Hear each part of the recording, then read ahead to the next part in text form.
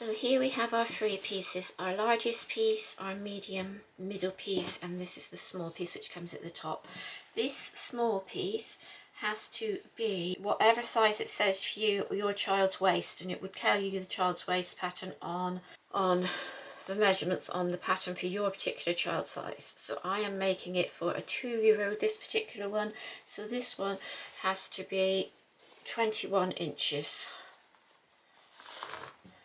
Okay, I mean obviously if your child is 2-year-old but her waist is 18 inches, then you would only want to make your waist probably 19 inches. Okay, so that's going to fit her. You wouldn't sort of say, oh right, my child's that age, so I've got to make it that size. So all I'm doing is taking 2 of the threads, the 2 which are on this side here, and you see that one and that one there at the top, and I'm just pulling them very gently along, and I'm just going to get this to the size I want, and then I'll move the gathers around to where I want it. So I want this, mine has to be 21 inches, so I need this to be 10.5 on the halfway mark there. So I'm going to get that to 10.5. I'm just taking it along and measuring it. Let me show you with a ruler. So this is the ruler, so I'm just taking it back and forth to the ruler, gathering it a little bit, then taking it back to the ruler and checking that I'm at the right distance. So mine needs to be 10.5, and it's almost 11, so I want it just a little tiny bit smaller. So grab my threads again and just make that one a tiny bit smaller. Okay, that will be my waist for my child. There we go. That's it now, is it? Just keep doing it until you get it to the right size. Move it a bit further in. Just gather it a bit more. I think I'm holding on to 2 threads there. Yeah, I'm holding the front one and the back one. That's it, I've got that one. I got that one. There we go. I'll just pull it a little bit further in. That should be now 10.5. Let's have a look. Then you find that you've just done it and it's just too small, you pulled too much. But that's okay, because we can pull it out a little bit. So that one's just 10, so I need to come out a 1/2 inch. You'll give it a little bit more. Pull it back just a tiny bit. And that's 10.5. So I'm taking those 2 threads on this side and I'm going to tie them together. Or what you can do, if you don't want to tie them, is take your threads like that, put a pin in there like this, and then take all the threads which you've got, if you can find them all. There we go. There we are. I'm going to wrap it around this pin. Alright, so I'm going to go round and round and round and round. Can go that way as well if you want, like over and under. And that just won't come out for a minute whilst you're getting this even. So you want an even ruffle all the way around. So you don't want that there's nothing here. And then we've got a great big bunch of ruffles here. So what we want to do is just spread those ruffles out so it's evenly gathered. Just like this. Okay.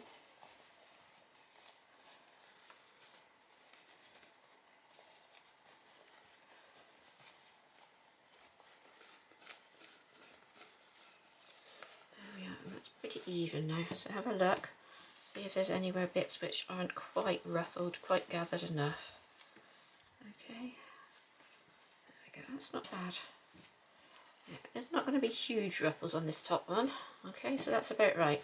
That's got evenish gathers going around it. Okay, so put that onto one side. Take the next one. So this one has to fit onto the bottom of that one. Okay, so the bottom of that one will be the size you cut your first one. So my first one was 26 inches. So my bottom piece here, this one has to be 26 inches. So that would be 13 inches on that side and 13 inches on this side. So if you measured it at 13, do that using my board, just get an extra inch on it. Where's an inch? There we go. So that there would be 12, and that's 13 there. So I have to pull it in until it marries up with that. What's 13? Yeah, that line there. Okay, so I'm just coming in. Is that right? No, that's 13 there. That number 4 line. If I put it up there, you can see where 13 is. Look. There. There. Hang on. That's it. So that's, yeah. So it'll be there. That's 4. That's 13 inches. And as you can see, it's a bit long. So let's find the end. grab hold of them. Now if you have a trouble pulling them out, getting them out, what you can do is put your quick on pick in there, but I didn't have any problem getting those. Sometimes if you're using a cotton thread it gets a bit tangled up, okay. Just pull that along a little and then just keep measuring it, making sure you're okay. So where's that one? That's what's nearly there, almost. Don't want to pull, where's my end? Don't want to pull it off either of the sides. Just put it a little bit further and measure that up. There, it's the right size. There we go. And then I'll just go around and even out the gathers. Yeah, still a bit more, still a tiny bit more. That's okay, that's okay. Where am I going? I'm looking for my end. That wasn't my end, that was a piece of the skirt. Here it is. I'll go just a bit more. It's just a bit of trial and error until you get it right. There we go. And then once you've done that, just go around and even out your gathers, okay? I'm not holding the right ones, am I? No. It's very fiddly, this bit. There we go. Just for me, I don't know why it's fiddly. It shouldn't be fiddly at all. There we go. Right, that should be it. That should be my 13. And there. That it? Yep, that is just about it.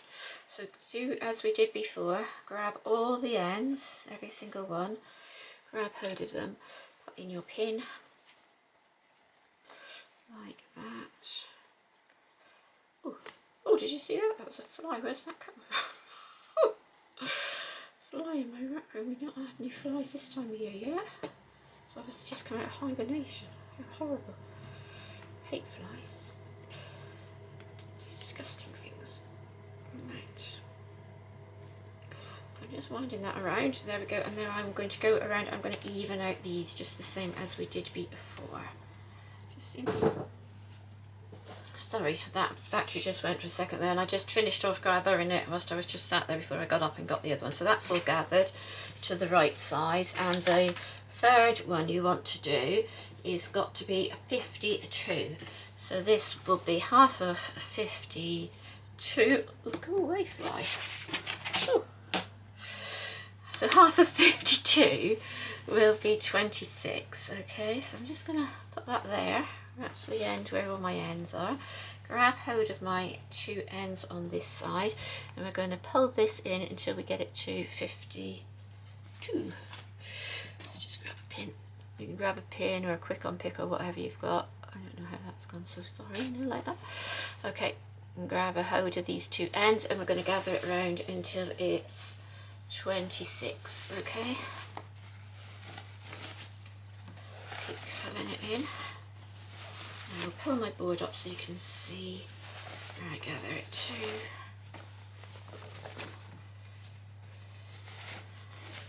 Is that right? The second one was 20. Sorry about that. I was just moving the board and then the memory card ran out. So I want it to be 26, which is here. I don't know if you can see that 26 just there. So I'm needing to pull it in until it gets to that 26. And I think I've done too much for a minute. Yes, I have. Let's pull this back out a bit. Let's just check. No, it's still a bit too much. I was getting a bit over enthusiastic there, wasn't I?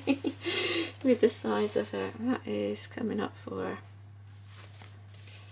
25. So we just need to let out a little bit more, and then we can come around and finish it off. So up to 26. Let's see it. No, that's 25. Let's just put it over a little bit more. Just coming back over there a bit. That's more like it. Let's try it now. Maybe not too much out now. No, that's perfect. Okay, so we'll put our pin in again. Let's move that board back into position. And we'll just put our pins in again on that French seam and tie that. So this is my tiniest memory card. I've got three. I've got 3 batteries as well.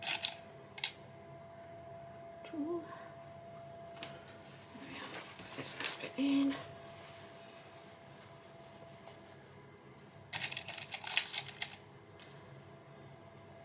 Make sure you get them lined up nicely.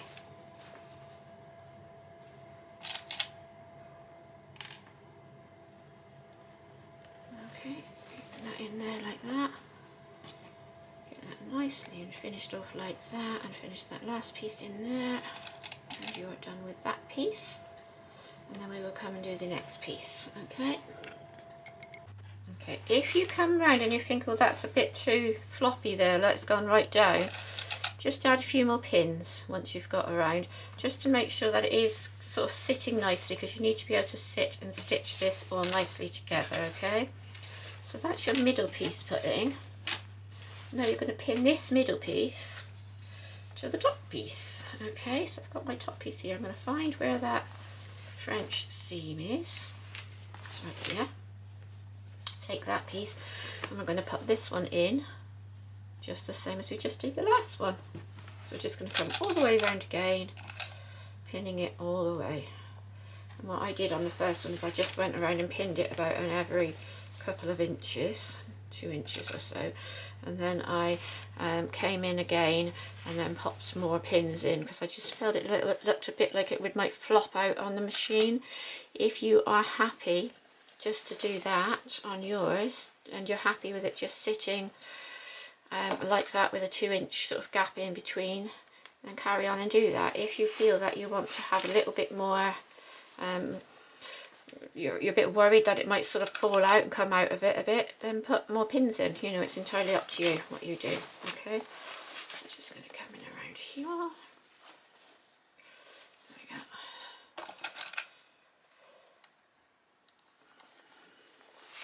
I mean, you might not have that many pins. Always go for a nice sharp pin, if it helps.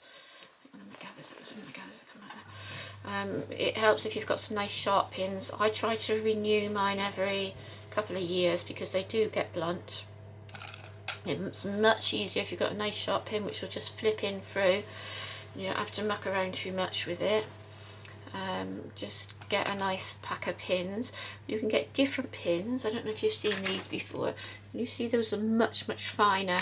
Those are for using on silk. These are a much longer pin. I prefer these. You might not prefer them. You do get stabbed with them sometimes, and they are sharp. These ones, I've got a glass head on the top, so when you put them under the iron they don't melt. So that helps if you've got to be doing something very tricky and you've got to actually have a pin there to hold it and you need to get it nice and flat on the iron, then it does help to have a glass pin if you've got one, glass headed pin if you've got one, okay? And you can also get these like metal pin cushions, which are great, which sort of holds everything in place. You don't have to then poke the pin into it to make sure it sits in there. You can just pop the pin onto the top of it, and it just makes it slightly easier than poking it in. There we go. So I've got them in. I'm just going to put a couple more in a couple of places where I'm not happy about how it's sitting. Okay, so one in there. I'm running out of pins anyway, so what you can do is just do that first row of stitching first and then come back and do this one afterwards. Alright, so I'm ready. So I'm going to do this row first, the bottom row. I'm going to make sure we have the gathered stitches are on the top as we're running it through, because then you will find that you get a much easier, and it's much harder to get a tuck if you've got that in like that. As you're going around, you want to keep putting your hand underneath and checking underneath that this piece of fabric underneath is not riding up like that, because you'll get a tuck in it. Also make sure that that other piece of fabric there is out of the way. Okay, so we're going to start with that one.